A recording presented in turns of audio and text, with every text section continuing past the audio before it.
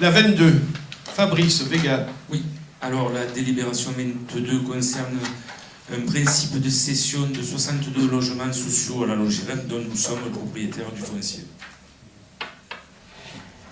Des questions, des remarques. 1, 2. Allez, M. Amaro d'abord, tiens. Concernant les logements sociaux, deux informations ultra importantes qui commencent à être diffusées au sein de la population. Le nombre de logements sociaux va augmenter sur la commune des Pennes-Mirabeau. On ne va pas revenir sur les raisons pour lesquelles cela va augmenter. Merci de nous avoir transmis le contrat de mixité sociale jusqu'à 2019. Juste un point fondamental. Vous nous avez informé il n'y a pas très longtemps que la municipalité était en charge de 70% des logements sociaux. C'était le quota qui était attribué à la commune en termes d'attribution. On pensait que c'était 40, mais vous nous avez précisé que c'était 70. Ce qu'on demande juste encore une fois, c'est que les logements sociaux, à qui vont-ils? On ne sait pas. Quand on voit les logements sociaux aujourd'hui, pour certains à qui ils sont attribués, quand on voit aujourd'hui le nombre de dossiers qui sont en attente et certaines personnes qui attendent depuis moins de temps et qui pourtant ne sont pas plus prioritaires qu'une autre. Donc on renouvelle encore une fois notre demande, surtout que le nombre de logements sur les Pennes-Mirabeau sociaux va augmenter. On souhaite, pour le bien de tous, pour plus qu'il n'y ait d'ambiguïté, que l'opposition fasse partie de ces commissions-là. Première possibilité. Ou la deuxième, encore une fois, on le répète, on souhaite que, comme sur la mairie de Salon de Provence, soient mis en place des jurys citoyens. Même si on l'avoue, on préférerait la première possibilité qui nous permettrait de travailler ensemble sur ce point et d'enlever toute opacité qui existe depuis, 70 ans sur la commune. Je voudrais préciser ce que j'avais dit donc au conseil municipal où nous avons voté pour le CMS. J'avais expliqué le processus d'attribution et ces 70%, c'était en fait les attributions qui pouvaient être données aux Pénois parce que nous avions subventionné, en regard de ça, les 70% des logements sociaux du programme X, Y, etc. Bon. Nous pouvons les attribuer aux Pénois, j'avais précisé aussi, donc je le redis dans les mêmes termes, monsieur le maire complétera peut-être si je n'avais pas dit exactement comme il faut, mais c'est pas la commission d'attribution, c'est le bailleur social qui attribue, sur proposition, uniquement, c'est 70%, le reste étant confié au préfet. Donc il n'y a pas de commission de pré-choix, il y a en fait des propositions pour attribuer aux Pénois. Et ces propositions, j'avais bien précisé, qu'elles étaient pénoises. Oui, il y a des gens qui sont proposés avant d'autres. Ça revient au même. Dans l'opacité la plus totale, il n'y a que vous qui avez la main sur ça. Je n'ai rien à ajouter. Concernant les 70 ans, tout le monde appréciera. Non, mais depuis 70 ans, on dit que ça fait longtemps. À l'époque, les logements sociaux n'existaient pas sous cette forme-là, et moi en tout cas non plus. Il y avait un deuxième aspect des... J'étais pas né. Je suis vieux, mais pas à ce point. Il y avait un autre... Comment ? Il y avait une deuxième question, monsieur Fuson, pardon. Oui, on parle de l'attribution des logements sociaux, on sait très bien qu'il y a du clientélisme, puisque plusieurs élus de votre majorité en bénéficient. Alors moi j'avais deux questions. Est-ce que ce don se déduit des pénalités infligées par l'État qui affirme que la densité de logements sociaux est trop faible aux Pennes? Et est-ce que c'est... Entendu, excusez-moi. Et j'ai pas entendu un mot. Ce don, vous les donnez les logements à la Logirem? On les vend, enfin, on les vend. On les vend, non mais c'est pas un don. C'est pas un don, on les vend. Enfin, on pense les vendre, puisque je rappelle que c'est une délibération de principe. On ne donne rien du tout. Vous rigolez, par temps qui court, on va donner des logements à Logirem, mais vous rigolez. On les vend pour faire entrer de l'argent dans la commune, oui. Non mais continuez, mais je tiens à préciser. C'était mal précisé, voilà. Ah, pardon. Non, mais ça va. Très bien, vous avez répondu. Donc cession, ça ne veut pas dire don, hein, c'est vente. Je vous ai répondu, enfin à peu près quoi. Oui. Bien, mais donc je mets où on voit, hein, puisque... Serge, je voulais poser une question? Non. Ah, pardon. Non, il y a 70 ans, c'est le Saint-Georges. Il n'y a que toi qui étais né. Même, oui, mais d'accord. Pardon, j'aurais pas dû, c'est pas Joris. C'est pas grave. Non, parce qu'il y a pas de star à côté. Il n'y avait pas de maire il y a 70 ans sur les Pennes-Mirabeau. Les premiers logements sociaux sur les Pennes-Mirabeau. 1970, le parc Saint-Georges, je sais. Non, il y a 70 ans, donc Non, mais c'était Non, une mais- boutade. C'était la boutade, enfin. Les premiers logements sociaux, c'est le Saint-Georges, 1973. très Voilà. précisément. Voilà. Je connais mes sujets. Mais parfaitement, c'est vrai en plus. C'est vrai. Bien, pour la 22, je mets aux voix. Qui est pour? Qui est contre? Vous êtes contre? Qui s'abstient? Donc 3 contre, 2 abstentions. Très bien. Très bien. La 23. Alors la 23 elle concerne une demande de subvention dans le cadre du programme d'aide aux travaux de proximité au conseil départemental. Donc vous avez la liste des travaux ci-dessous. Bon, délibération classique. Oui. Du coup, on n'a pas eu d'informations du tout sur l'une des opérations travaux de voirie, modification de la trame circulatoire du tunnel. Du coup, on n'a pas d'infos en quoi ça consiste exactement. Dominique vous répond. Travaux de voirie, modification de la trame, il n'y a pas de modification de trame. Les travaux de voirie, c'est finir ce qui a été commencé donc par le BHNS, c'est-à-dire à la sortie du tunnel, quand on sort du tunnel et qu'on va à gauche vers Vitrolles, hein, où il y a vous devez les voir, là, on appelle ça les bites jaunes, d'accord.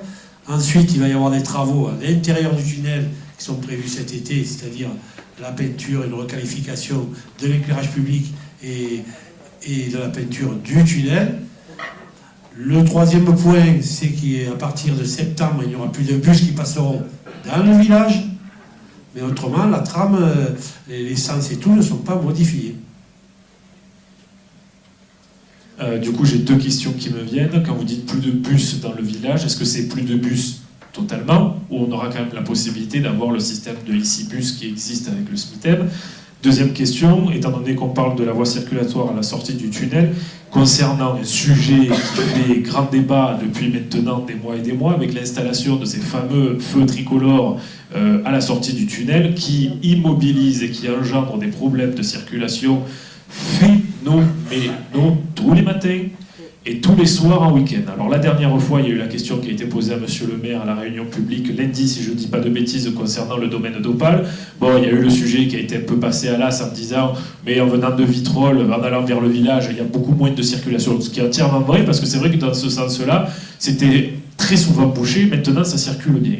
Sauf que là, trop, c'est trop. À un moment donné, il faut peut-être mener des actions. C'est proposer de venir vous aider dans les commissions ou dans les réunions de rencontres qu'il y avait avec le SMITEM, parce que je suis désolé, mais quand tous les matins, on a 30 minutes pour faire 250 mètres, non pas par l'augmentation de 5% de la circulation, mais parce qu'on a installé ces feux, et qu'en plus on a les enfants, on vous a fait un courrier cette semaine, qui arrivent en retard, tous les jours d'une heure, qui rate 1 heure tous les matins de cours, à un moment donné, ça ne peut pas durer. Il faut arrêter de nous dire que oui, l'augmentation du trafic, on est en train...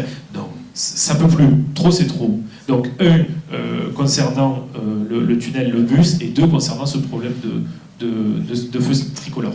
Non, les bus, alors la première question, les bus, c'est les grands bus, effectivement. Les ici bus et les petites navettes passeront dans le village. Ça, c'est la première réponse. La deuxième, c'est que suite aux remontées justement de la population d'une grande queue, mais la plus grande, c'est sur la montée du château. On dit la montée, mais c'est dans le sens descendant. Donc on a rappelé, pas nous, mais le SMITEM, juste une parenthèse, il n'existe plus, c'est la métropole. Mais on a rappelé donc les responsables de la métropole. Hier, il est revenu le bureau d'études, ils avaient une marge de 30% encore. Et normalement, ils ont modifié pour que la descente et la montée du château soit beaucoup plus longue, le feu vert, et beaucoup plus court sur la 113. Donc je pense qu'il serait judicieux maintenant de voir comment ça va se passer. Ça, c'est le premier point. Le deuxième, de voir dès septembre le VHNS qui, lui, va déclencher les feux pour voir ce que cela va faire.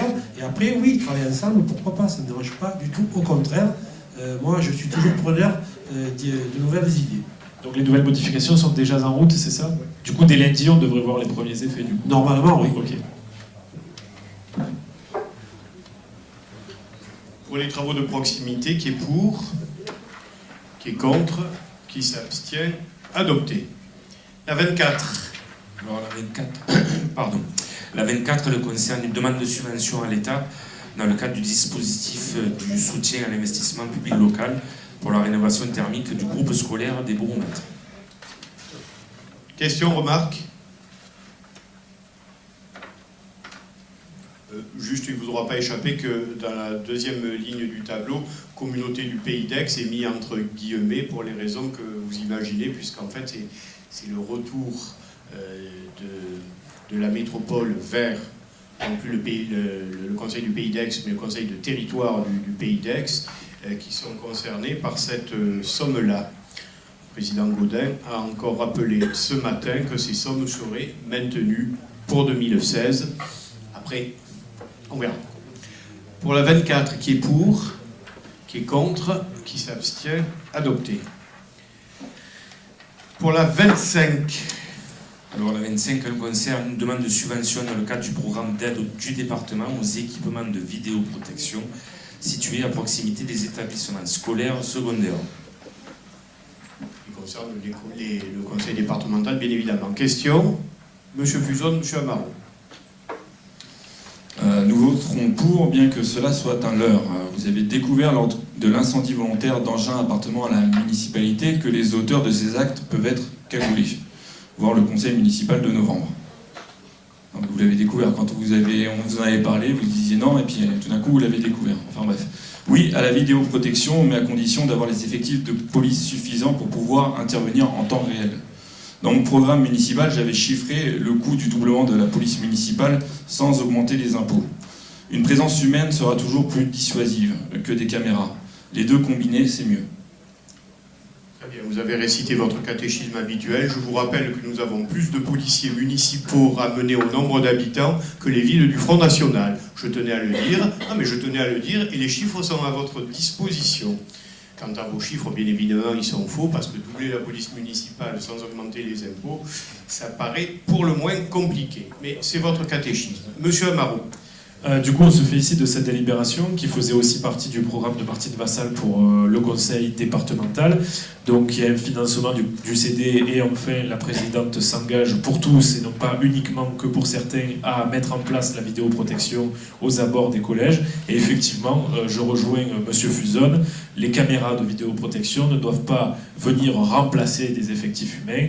Nous rappellerons que dans le flou le plus total, vous avez décidé il y a quelque temps de supprimer les rondes de nuit à partir d'1h du matin.